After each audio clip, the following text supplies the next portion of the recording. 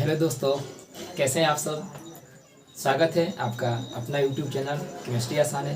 तो दोस्तों, आज हम बात करेंगे कि किसी अभिक्रिया के वेग स्थिरांक की इकाई, जो वेग स्थिरांक की इकाई होती है उसका यूनिट को हम कैसे ज्ञात करते हैं। जैसे अभिक्रिया का जो वेग स्थिरांक होता है उसके यूनिट को हम ज्ञात करना आज सीखेंगे बहुत ही आसान तरीके से। तो आप बने रहिए और देखिए कितना मज़ा आता है, कितना इजीली हम लोग याद करेंगे। तो यहाँ हम लोग टॉपिक बनाएंगे कि वेग स्थिरांक क्या बोलते हैं दोस्तों। हम लोग इसको बोलते हैं वेग स्थिरांक, जिसको हम संकेत में के कहते हैं। वेग स्थिरांक की इकाई ज्ञात करना। ठीक है दोस्तों, जैसे आप यूनिट ज्ञात करते हैं किसी चीज़ का, वैसे ही वेग स्थिरांक, इसको संकेत में दोस्तों बोलते हैं के की इकाई ज्ञात करना। ठीक है दोस्तों, तो वेग स्थिरांक की हम इकाई ज्ञात करेंगे और देखते हैं सबसे पहले कि वेग स्थिरांक जो वेग समीकरण होता है। अगर आपने मेरा पिछला वीडियो देखा होगा तो आपको पता होगा कि वेग समीकरण या वेग व्यंजक किसे कहते हैं और उसका समीकरण क्या होता है। ठीक है दोस्तों, चलिए मैं यहाँ लिख दे रहा हूँ। यहाँ देखिए वेग समीकरण या वेग, इसको व्यंजक भी कहते हैं हम। क्या होता है दोस्तों, तो ये होता है वेग बराबर k इंटू ए का घात x इंटू बी का घात y। देखिए दोस्तों, ये हमारा क्या है, ये हमारा है वेग व्यंजक या इसे हम वेग समीकरण भी कहते हैं। अब यहाँ से आपको निकालना है वेग स्थिरांक, जिसको हम संकेत में k कहते हैं, और इसकी आपको इकाई निकालना है। तो यहाँ से क्या कीजिएगा, यहाँ से लिख सकते हैं k बराबर वेग और बटा में लिख सकते हैं, यहाँ पे लिख सकते हैं आप ए का घात x इंटू बी का घात y। इसको आगे दोस्तों बढ़ाते हैं हम। तो यहाँ पे लिख सकते हैं आप वेग का, यहाँ वेग रहने दीजिए, यहाँ पे लिख सकते हैं। देखिए दोस्तों, ये जो हमारा a है ना, यह अभिकारक की सांद्रता है और b भी अभिकारक की सांद्रता है, मतलब दोनों अभिकारक की सांद्रता है। ये समथिंग घात होगा, ये भी कुछ घात होगा। तो दोनों के बदले हम लिख सकते हैं वेग बटा, इस दोनों के बदले लिख सकते हैं हम सांद्रता। क्या लिख सकते हैं दोस्तों, सांद्रता। ठीक है, यहाँ पे क्योंकि हम मान नहीं रखे हैं तो ए हमारा अभिकारक की सांद्रता है और बी भी अभिकारक की सांद्रता है। तो दोनों के बदले हम मिला के लिख दिए सांद्रता, और x और y क्योंकि घात है तो इन दोनों का घात के बदले हम लिख दिए हैं सांद्रता का घात n। ठीक है दोस्तों, इतना आप समझिए बस। इसके बाद हो गया, यहाँ से कुछ नहीं है, यहाँ से इजीली आप निकाल पाओगे। फिर से एक बार समझ लीजिए इसको। देखिए वेग समीकरण बोलते हैं इसको दोस्तों, या वेग व्यंजक। यदि आपको नहीं पता हो तो घबराने की आवश्यकता नहीं है, पिछला वीडियो आप देख लीजिएगा, आपको डेफिनेटली समझ में आएगा। तो वेग बराबर आप लिखते हैं k इंटू ए का घात x इंटू बी का घात y, और इसको वेग समीकरण या वेग व्यंजक कहते हैं।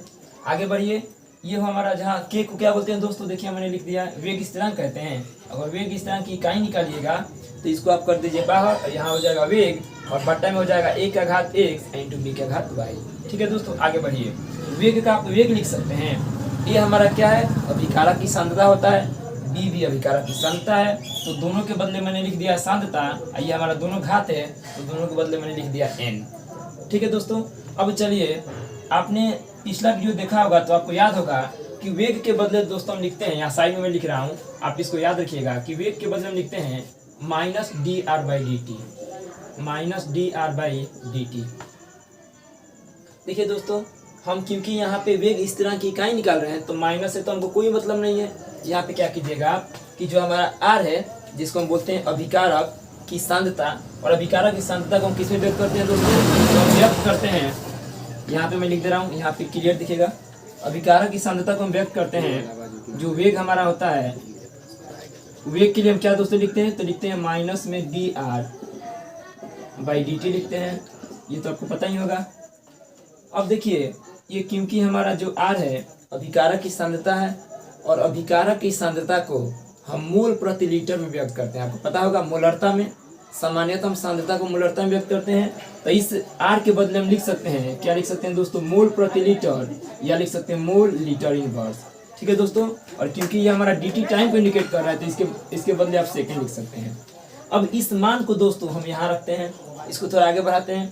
देखिए मैंने अलग से निकाल दिया है ताकि आप डायरेक्ट याद भी कर सकते हैं कि वेग का जो यूनिट होता है मोल लीटर इनवर्स ठीक है, मोल लीटर इनवर्स और बटा में सेकेंड। ठीक है दोस्तों, इतना याद भी कर सकते हैं, या मैंने यहाँ पे निकाल के दिखा दिया है। अब देखिए इस वाले में हम मान रखते हैं तो ये हमारा दोस्तों क्या मिलेगा वेग के बदले में लिखते हैं मोल लीटर इनवर्स बटा में सेकेंड, और नीचे हमारा दोस्तों क्या है, तो यह है सांद्रता का घात n।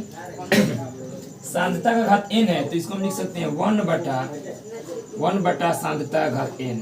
देखिए दोस्तों बटा का बटा है ना, आप समझ रहे हैं, ये बटा का बटा है तो मैंने लिख दिया 1 बटा सांद्रता का घात n। अब देखिए दोस्तों ये हमारा एक बन गया फार्मूला, यह एक वेरी इंपॉर्टेंट फार्मूला है। और ये किसका वैल्यू है दोस्तों, ये k का मान है, देख सकते हैं आप, ये किसका वैल्यू है k, यानी वेग स्थिरांक।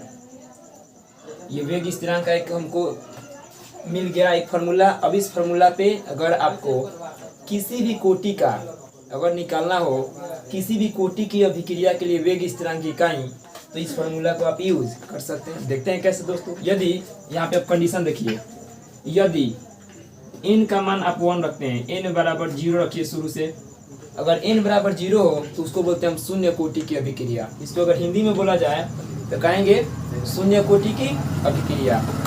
अगर n का मान 1 रखिएगा, क्योंकि दोस्तों ये हमारा n क्या है, घात है ना, तो घात अगर 0 हो तो बोलते हैं शून्य कोटि की अभिक्रिया। घात n हो तो बोलेंगे nवीं कोटि की अभिक्रिया। घात 1 हो तो कहेंगे प्रथम कोटि की अभिक्रिया। यहाँ देखिए, अब यदि n का मान 0 है मतलब शून्य कोटि की अभिक्रिया के लिए वेग स्थिरांक k की इकाई क्या होगी, हम निकाल के चेक करते हैं। और ये हर बार एग्जाम में आना तय है, हर ईयर में एग्जाम में आता है प्रथम कोटि शून्य कोटि का। यहाँ देखिए, अब n का मान यदि दोस्तों 0 रखिएगा तो यहाँ मान रखिए इस पे, तो मान होगा k बराबर दोस्तों क्या होगा, k बराबर होगा मोल लीटर इनवर्स और बटा में सेकेंड और इंटू दोस्तों होगा 1 बटा सांद्रता का घात n है दोस्तों, तो यहाँ लिख सकते हैं सांद्रता का घात n है ना, तो n के जगह पे दोस्तों क्या लिख सकते हैं, यहाँ लिख सकते हैं 0, इसका वैल्यू हो जाएगा 1। इसको आगे बढ़ेगा तो निकलेगा k बराबर मोल लीटर इनवर्स और सेकेंड ऊपर भेजिएगा तो हो जाएगा सेकेंड इनवर्स। देखिए दोस्तों ये हमारा क्या निकल गया, यदि n का मान 0 है जिसको हम बोलते हैं शून्य कोटि की अभिक्रिया के लिए वेग स्थिरांक की इकाई निकल गई। देख सकते हैं 1 बटा सांद्रता घात 0 है ना, 1 बटा सांद्रता घात 0, तो हमने n का मान क्या रखा है दोस्तों, 0 रखा है, तो यहाँ सांद्रता घात 0 कर दिए हैं। और किसी भी चीज का यदि पावर 0 हो तो उसका वैल्यू 1 होता है, तो ये तो 1 हो जाएगा टोटल। तो मोल लीटर इनवर्स और सेकेंड के ऊपर भेजिएगा तो हो जाएगा सेकेंड इनवर्स। ये हो गया एक यूनिट हो गया। और ये किसका यूनिट है दोस्तों, k का यूनिट है, मतलब जिसको बोलते हैं वेग स्थिरांक की यूनिट है। और n का मान क्योंकि 0 है तो इसे कहेंगे शून्य कोटि की अभिक्रिया के लिए वेग स्थिरांक की इकाई क्या होती है, ऑब्जेक्टिव में पूछा जाता है तो कहेंगे mole litre inverse second inverse. इसी तरीके से दोस्तों अगर आपको प्रथम कोटि की अभिक्रिया के लिए वेग स्थिरांक की इकाई निकालना हो तो आप इजीली निकाल सकते हैं। यहाँ n का मान रख लीजिएगा, ठीक है दोस्तों, इसको आप नोट कर लीजिए। हम n का मान 1 रख के दिखा देते हैं। चलिए दोस्तों, अगर n का मान 1 रखते हैं, यहाँ पे देखिए इसको मिटा रहे हैं हम, और यदि n का मान 1 रखते हैं यहाँ पे देखिए, यहाँ हो जाएगा सांद्रता का घात क्या हो जाएगा दोस्तों 1, सांद्रता का घात 1 हो जाएगा। और यहाँ पे देखिए दोस्तों आगे ये हमारा सांद्रता क्या है, इसको हम मोलरता में व्यक्त करेंगे तो फिर इसका भी मोल प्रति लीटर हो जाएगा। क्योंकि यहाँ n का मान 0 था तो किसी भी वस्तु का या किसी भी चीज़ का यदि पावर 0 है तो 1 हो जाएगा, तो उसका हमने नहीं लिखा था। लेकिन यहाँ पे क्योंकि घात 1 है तो इस सांद्रता का तो मात्रक हमको लिखना पड़ेगा। और सांद्रता को हम किस रूप में व्यक्त करेंगे दोस्तों, नॉर्मली तो सांद्रता को हम मोलरता में व्यक्त करते हैं जिसका होता है मोल लीटर इनवर्स। ये याद रखिए, देखिए यहाँ पे रखिए, ये हो जाएगा बराबर मोल लीटर इनवर्स और बटा में सेकेंड इंटू 1 बटा मोल लीटर इनवर्स का घात 1 से दोस्तों कोई फर्क नहीं पड़ता, ये कट जाएगा, देख सकते हैं आप, ये कट जाएगा और यहाँ पे मिलेगा सेकेंड इनवर्स। ये हो गया हमारा दोस्तों आंसर। तो इस तरीके से आप किसी भी कोटि की अभिक्रिया के लिए वेग स्थिरांक की इकाई ज्ञात कर सकते हैं। ये हो गया दोस्तों प्रथम कोटि के लिए। अभी हमने निकाला था शून्य कोटि के लिए, और हमारे किताब में केवल शून्य कोटि और प्रथम कोटि का वर्णन किया गया है एनसीईआरटी में। अगर आप किसी भी कोटि के लिए अगर वेग स्थिरांक की इकाई निकालते हो तो ये वाला आपका फॉर्मूला है।